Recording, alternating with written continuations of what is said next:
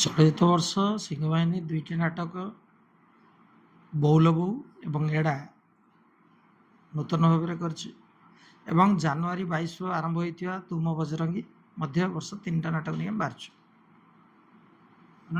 ସେ ବାବଦରେ ଯେଉଁ ଅନୁଷ୍ଠାନ ରିପିଟ୍ କରୁଛନ୍ତି ତାଙ୍କୁ ପଚାରିଲେ ସେମାନେ କହିବେ।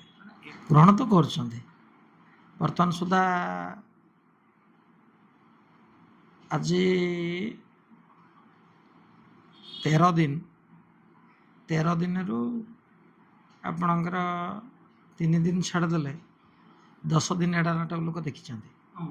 ଶୁଣନ୍ତୁ, ସେମିତି କିଛି ନଥାଏ। ଲୋକଙ୍କର ସେଭଳିଆ କିଛି ଆଜି ପର୍ଯ୍ୟନ୍ତ କମ୍ପ୍ଲେନ୍ ଥିବା ମୁଁ ଜାଣିନି।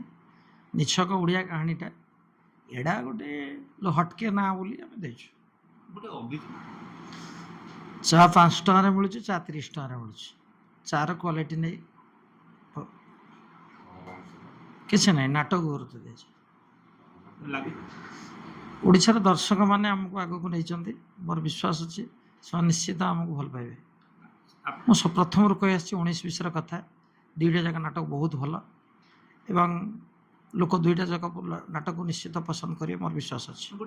ନାଇଁ ସେମିତି କହିନାହାନ୍ତି। ସିଂହବାହିନୀର କିଛି କଳାକାର କହିଛନ୍ତି, ମୁଁ ବି ଶୁଣିଛି ଯେ ଫାଷ୍ଟ ନାଇଟ୍ ଫାଷ୍ଟ ଶୋ ନାଟକ ସେଦିନ 265 ମିଲିମିଟର ବର୍ଷା ଥିଲା ଅବସ୍ଥାରେ ଏବଂ ନାଟକ ଯେତେବେଳେ ପ୍ରଥମ ରାତି ମଞ୍ଚସ୍ଥ ହୁଏ, 10 ଦିନର ନାଟକ ଥାଏ, ତାଙ୍କର ଡାଇଲଗ୍ ଗୁଡ଼ା ମୁଖସ୍ଥ ହୋଇନଥାଏ। ତେଣୁ ସେଇ ପରିପ୍ରେକ୍ଷୀରେ କହିଛନ୍ତି।